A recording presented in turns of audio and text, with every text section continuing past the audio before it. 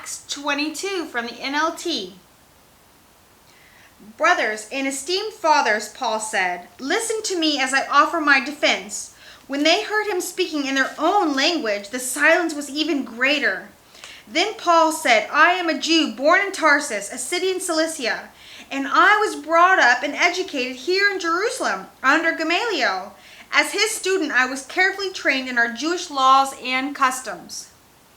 I became very zealous to honor God in everything I did, just like all of you today. And I persecuted the followers of the way, hounding some to death, arresting men and women and throwing them into prison.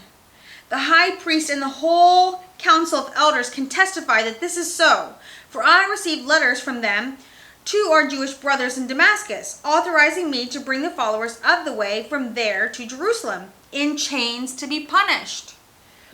And I was on the road, approaching Damascus about noon. A very bright light from heaven suddenly shone down around me. I fell to the ground and heard a voice saying to me, Saul, Saul, why are you persecuting me? Who are you, Lord? I asked. And the voice replied, I am Jesus the Nazarene, the one you are persecuting. The people with me saw the light, but didn't understand the voice speaking to me. I asked, what should I do, Lord? And the Lord told me, get up and go into Damascus, and there you'll be told everything you are to do. I was blinded by the intense light and had to be led by the hand to Damascus by my companions. A man named Ananias lived there. He was a godly man, deeply devoted to the law, and well regarded by all the Jews of Damascus. He came and stood beside me and said, Brother Saul, regain your sight. In that very moment I could see him. Then he told me, the God of our ancestors has chosen you to know his will and to see the righteous one and hear him speak. For you are to be his witness, telling everyone what you have seen and heard. What are we waiting for? Get up and be baptized. Have your sins washed away by calling on the name of the Lord. After I returned to Jerusalem, I was praying in the temple and fell into a trance. I saw a vision of Jesus saying to me, hurry, leave Jerusalem, for the people here won't accept your testimony about me. But Lord, I argued, they certainly know that in every synagogue I imprisoned and beat those who believed in you. And I was in complete agreement when your witness Stephen was killed. I stood by and kept the coats they took off when they stoned him. But the Lord said to me, go, for I will send you far away to the Gentiles. God is so gracious. The crowd listened until Paul said that word. Then they began to shout, away with such a fellow, he isn't fit to live. They yelled, threw off their coats, and tossed handfuls of dust into the air. The commander brought Paul inside and ordered him lashed with whips to make him confess his crimes. He wanted to find out why the crowd had become so furious. When they tied Paul down to lash him, Paul said to the officer standing there, is it legal for you to whip a Roman citizen who hasn't even been tried? When the officer heard this, he went to the commander and asked, what are you doing? This man is a Roman citizen. So the commander went over and asked Paul, tell me, are you a Roman citizen? Yes, I certainly am, Paul replied. I am too, the commander muttered, and it cost me plenty. Paul answered, but I am a citizen by birth. The soldiers who were about to interrogate Paul quickly withdrew when they heard that he was a Roman citizen, and the commander was frightened because he had ordered him bound and whipped. Ooh, don't want to jump too far ahead.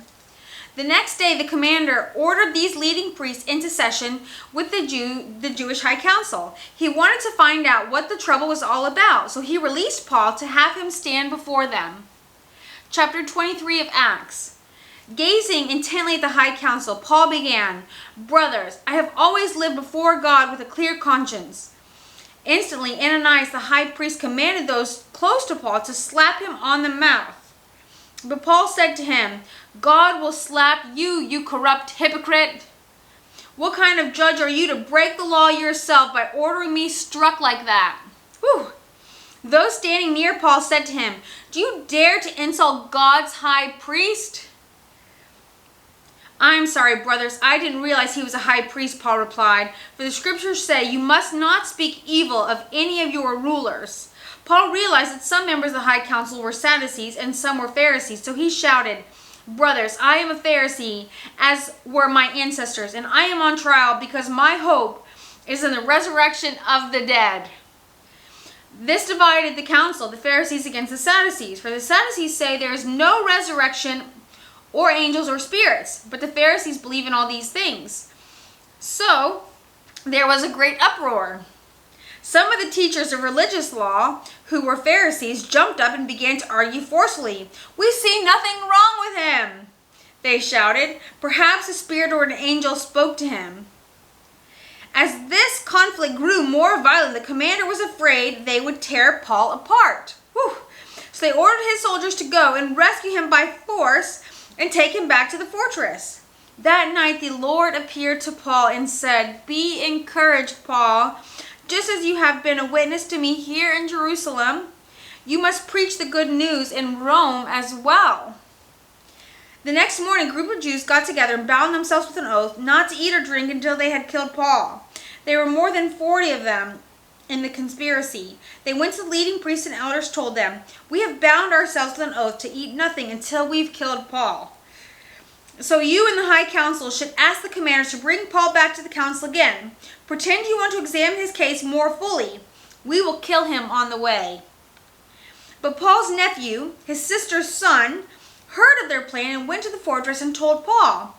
Paul called for one of the Roman officers and said, take this young man to the commander. He has something important to tell him. So the officer did, explaining, Paul, the prisoner called me over and asked me to bring this young man to you because he has something to tell you. The commander took his hand, led him aside, and asked, what is it you want to tell me? Paul's nephew told him, some Jews are going to ask you to bring Paul before the high council tomorrow, pretending they want to get some information. But don't do it. There are more than 40 men hiding along the way ready to ambush him. They have vowed not to eat or drink anything until they have killed him. They are ready now, just waiting for your consent. Don't let anyone know you told me this, the commander warned the young man. Then the commander called 2 of his officers and ordered, get 200 soldiers ready to leave for Caesarea at 9 o'clock tonight. Also take 200 spearmen and 70 mounted troops. Provide horses for Paul to ride and get him safely to Governor Felix. Then he wrote this letter to the governor. From Claudius Lysias to His Excellency Governor Felix, greetings. This man was seized by some Jews, and they are about to kill him when I arrived with the troops. When I learned he was a Roman citizen, I removed him to safety. Then I took him to the high council to try to learn the basis of the accusations against him. I soon discovered the charge was something regarding their religious law, certainly nothing worthy of imprisonment or death. But when I was informed of a plot to kill him, I immediately sent him on to you. I have told his accusers to bring their charges before you.